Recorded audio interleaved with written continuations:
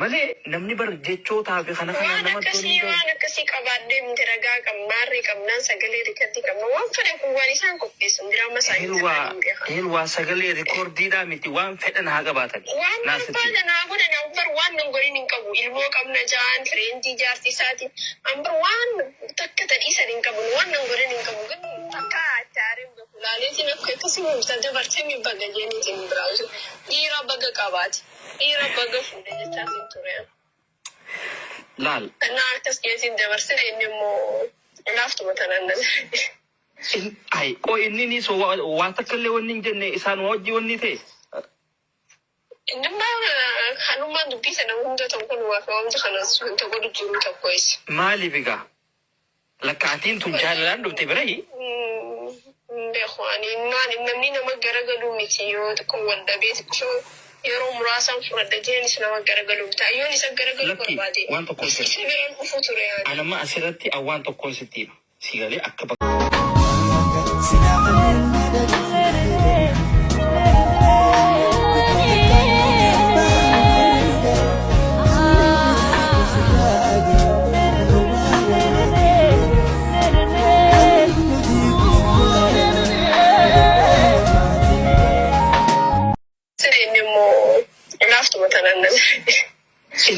qoo inni waan takka illee wanni hin jenne isaan wajji wanni ta'e. Innimmaa kanummaa dubbii sana hunda tokko nu waafa wanta kanas wanta godhu jiru tokko isa. Maaliif egaa? Lakkaatiin tun jaalalaan dhufte birayi? Beeku ani namni nama garagalu miti yoo tokko wanda beeku yeroo muraasaan fudhadha jeenis nama garagalu taayyoon isa garagalu barbaade. Waan tokkoon sitti. Sibiraan dhufuu ture yaani. Anamma asirratti waan tokkoon sitti siigalee akka baqlaawaadhaatitti waan tokkoon sitti anamma yooniin intarratti yooniin jaaladhe yoo waraqaa qabaadhe aboo akkanaa fi kana waraqaa illee niin qaba hoottugaa waan hin danda'uun sifiin godhaate hoottu na bira yooniin hin qabaanne aboo gaa si jaaladhe helwaa waraqaa hin qabu yoon achirraa as si baasee asitti waliin eegganne maal fakkaata? Si baasii isaanii miti baaraan si jammarani pirooseesa aanaa fixatee wal fuunee barnaaf inni. Sumaan fixatee na baasee fi kanan qabu. Aanaa fixatee dhufuu deemu wal fuunee achi booda feerna dalaatee. Inni maallaqa gummaasha takka itti naa guute jechuudha. Egaa feeltee nama akka haariyaatti eegaluudha. Amma maallaqa santu garaa isa nyaate moo akkami gaa dubbiin? Baay'ee yaani maallaqni kafalamuu qaba jaanii. Hamzaaleen dawaleen haaromsu takka boo. Hamzaa kameen? Hamzaa kameen? Hamza shejjaabe. Maaltu isa dhageessa? Wasafa kan? Yaa Bikka hundumaa seenaan. Fotooti yaa tan ati uffata hin qabne taajuun ergee fi yookaan fotoota kubbisatti yookaan maallaqa fayyarraa fuudhi jee. Ati dubbii waliin. Suuraa si kaaseeti ergee fi. Godhan dhabaniiti. Dhaabbadhu. Suuraa si kaaseeti ergee fi. Godhaa jee. Suuraa si kaaseeti ergee fi. Yaa sana barbaadde godhaa jee. Mee wallaa isaa dhiiraa fi laayibii itti naasee nuga.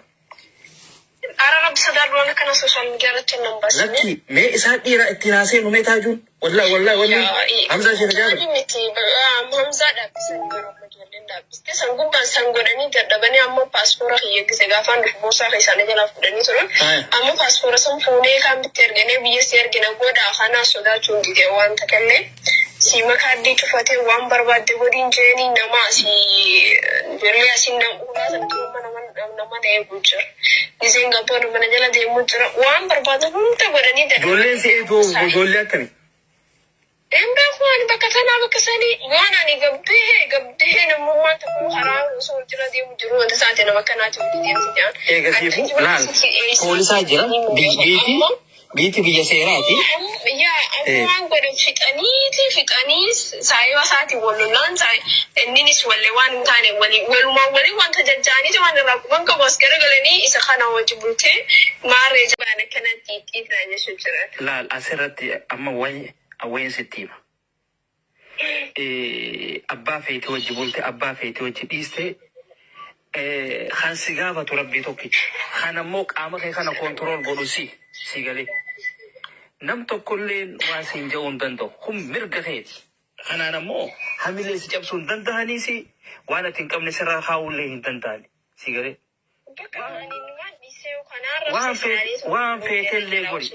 Waan feetellee godhi. Kanaan ammoo beekin tala dhalaadhaa. Waan feetellee isiin qabaatte bari bittaas qabaniiti. Si galee mi?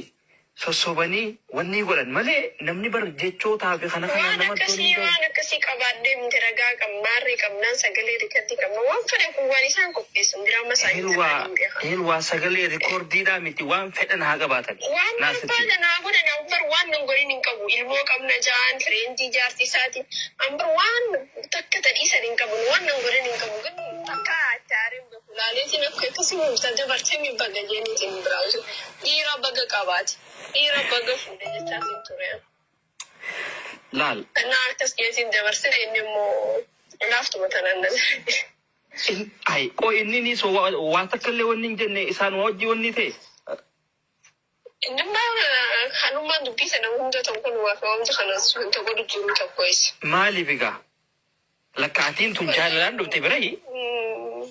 Beeku ani namni nama garagaluu miti yoo tokko wal dhabee xiqqoo yeroo muraasaan fudhadha jeenis nama garagaluu ta'a yoon isa garagaluu barbaade. Waan tokkoon sitti. Isa biraan dhufuu ture yaani. Anamma asirratti waan tokkoon sitti sigalee akka baqlaawaadhaatitti waan tokkoon sitti anamma yooniin intarratti yooniin jaaladhe yoo waraqaa qabaadhe aboo akkanaa fi kana waraqaan linniin qaba hoottugaa waan hin danda'uun siifin godhaate hoottu na bira. Nagaa waaqayyo siniif baay'atu akkam jirtu hordoftoota kiyya nagaa keessanii fayyaa nagaadha. Nagaa kooti waaqayyo faa galatu egaa akkuma sooshaal miidiyaa adda addaa irratti dhageessanii akkuma argitanii artistiin kun haadha manaa isaa akka ajjeesse akkasumas ammallee akka harka seeraa jiru harka mana hidhaa akka galee jiru irra dubbatamee jira. Kanaaf hedduu tokko gaddaa honni nama cabsu kan baay'ee nama gaddisiisudha. Garamitti akka deemaa jirru akkamitti akka deemaa jirru namni keenya yeroo ammaa kanatti hedduu tokko nama gaddisiisa. Waanuma jedhanillee nama wallaalchisa. Dhugaa dubbachuudhaaf jechuun akkamitti akka namni keenya akkamitti akka yaadaa jiru baay'ee tokko nama yaaddessa jira jechuudha jireenya amma keessa jiru kun hedduu nama yaaddessa. Har'a ni jirta boru waan si mudatu hin beeku jechuudha. Keessattuu abbaan manaa ofii haadha manaa isaa haala kanaan haala sukkaneessa kanaan ajjeesuusaa hedduu tokko nama gaddisiisa. Maaliif rakkina furamuu danda'u wanta haarii yeroo xiqqoodhaaf nama aarsu hinaafa kana hunda lubbuu nama dabarsiisu irra haga nama geessisu. Hiriyaani qabdee innillee hiriyaani qaba. Hiriyaatti matanii hiriyaa isaaniitiin mari'atanii rakkoo gidduu isaanii jiru kana mariidhaan haraara buusuu ni danda'ama. Yoo hiriyaan hin danda'amne jaarsa ni jira jaarsa itti ergatanii maatii isheettillee himanii akka gorfamtu yoo balleessite jiraatte kanatti godhanii gorsuun deebisuu ni danda'ama. Namni dogoggoruu ni danda'a. Namni dogoggorre hin jiru. Muka ta'ee kan hin arre nama ta'ellee kan hin dogoggorre hin jiru. Dhagaan walitti bu'a. Namni akkasuma walitti bu'uu danda'a. Kanaaf wanta walitti bu'aniin kan immoo araara yookiin immoo mariidhaan hiikkachuu ni danda'ama. Yeroodhaaf yoo bira darbuu dadhabillee ishee biraa sokkee gara iddoo biraatti haarii kana dabarfatee deebi'ee waan ishiin dogoggorte yookaan waan itti haare sana itti matee akka deebitu akka gorfamtu namaanillee haa ta'u karaa adda addaatiin deebifachuun yookiin immoo nama kana qajeelchuun ni danda'ama. Kan ani kana sirratti hin jaalanne kana hin jaaladhu hin hojjetiin yookiin immoo iddoo akkasitti hin argaminoo jedhee gorfachuu ni danda'a namni deebi'uu ni danda'a jechuudha. Maaliif waan abbaan manaa ofii namarraa hin jaalanne tokko dubartiin sun yoo gorfate deebi'uu dandeessi waan ta'eef jechuudha. Kanaaf immoo kuni odeeffannoo namoonni garaagaraa ishiin akkasii nama waliin akkas taate eessa ciiftee hoteela akkas taate jedhanii oduu namaatiin haadha manaa ofii ajjeessu jechuun hedduu tokko ulfaata. Kanaaf kun takka ta'e garuu namoota birootiif fakkeenya akka ta'uuf akka irraa barataniif namni gaafa haarii isaa dabarfachuuf odoo iddoo sana sukkee haarii sana dabarfatee gaariidha. Yeroo sanatti atattamatti tarkaanfii osoo fudhachuu baate. Lubbuu namaati. Lubbuu namaa addunyaa kanarraa gatii kamiyyuu qabeenya kamiyyuu kan deebisuu yookaan bituu hin dandeenye lubbuu namaati. Kanaafuu lubbuun nama takka baanaan deebi'uu hin dandeessu waan ta'eef keessattuu lubbuu waaqayyo uume harka namaatiin baduu jechuun hedduu tokko cubbuudha itti gaafatama samii fi lafatti jechuudha. Lafa adabbii mootummaan itti adabu du'aa ta'ee jira waan itti adabamu hin beekamu. Samii irrattis waaqayyo ni gaafata jechuudha. Maaliif lubbuu namaa balleessuun dogoggora cubbuu waan ta'eef jechuudha. Kanaafuu namoonni wantoota akkanaa keessatti haarii karaa adda addaa maatii keessatti uumamuu ollaa irratti wantoota garaagaraa irratti gaafa uumamu mariidhaan osoo hiikkatanii irra gaariidha. Maaliif yeroo sanatti haariidhaan tarkaanfachuun gara jireenya hin taanetti nama geessa jechuudha. Namni keenya amma gaafa haare ofii badee balleessuu barbaada jechuudha. Balleessee ofiifis baduu barbaada jechuudha. Ishee jeesee amma innis mana hidhaa ta'a jireenya hin ta'u jechuudha. Dhala isaanii kanaafillee hin yaadne jechuudha. Dhalli isaanii kun haadha malee abbaa malee guddataa jechuudha. Maal ta'uu dhala isaaniif waliin yaadanii namni waan gidduu isaanii jiruuf waliin yaade. Kanaaf waaqayyo lubbuu ishee amaaru isaafillee waaqayyo dhiifama isaaf haa godhu. Namoonni wantoota akkana haarii adda addaa keessa jiranii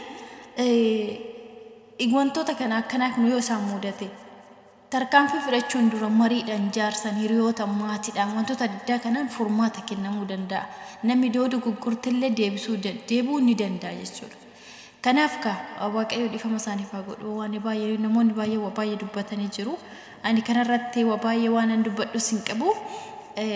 Bicha amma namatti dhagaame tokko namni wanna furamuu danda'u tokko wanta haarii yerootiif jedhanii lubbuu nama qaaliidha kan gatii kamiinuu waa kamiinuu argamuu hin dandeenye jechuudha. Kanarra tarkaanfii fudhachuun dura osoo yeroo sanaaf of tasgabbeessanii gaariidha jechuun barbaada.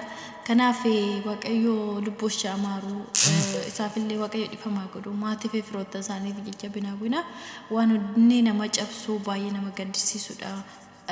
Maal jechuu dandeenya ree namni keenya garamitti akka deemaa jiru hedduu tokko namatti ulfaata waan jedhanillee nama wallaalchisa. Ka waaqayyo isaaniif haa dhiisu maal jenna nama keenyas waaqayyo haa qajeelchu. Lapheetti waa tokko yaanne yookiin sammuu keenyaan ariifannaa irraa nu deebisu yakkoota adda addaa kanarra raawwachuu irraa isiniin jedha. Galatooma ulfaadha waan dhaggeeffataniif.